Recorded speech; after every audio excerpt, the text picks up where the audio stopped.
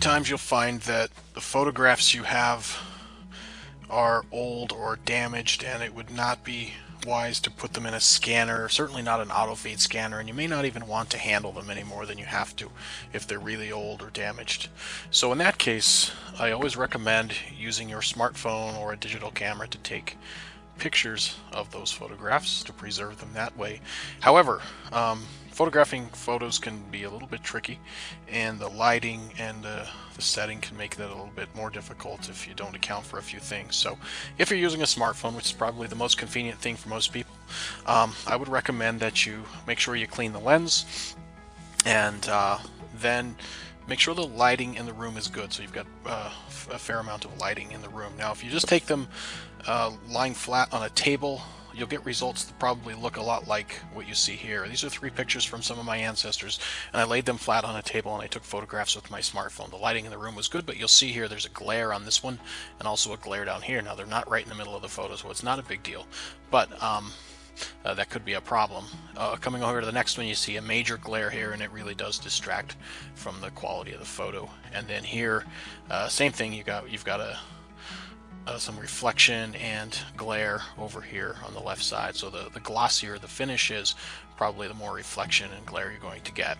So what I did next is usually a simple solution, is just to put them up vertically and try taking the same photograph vertically, so having it against a wall or standing up or hooked to a wall or something like that.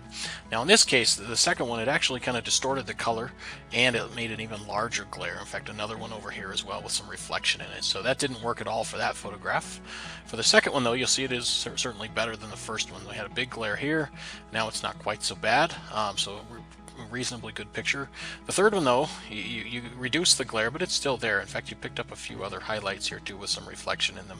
So yeah, those didn't work great. They were a little bit better vertically as opposed to horizontally. But then on the last one here, I took advantage of a technology tool here that I highly recommend. So there is an app called PhotoScan, and PhotoScan is really simple to use. You can install it on your smartphone, and it will take the photograph and it will have you move the camera around, the phone around to a few different spots just to reduce the glare. It will take different angles of images and then it will compile them into a single photograph. So you see the final one here has no glare whatsoever, so it looks great.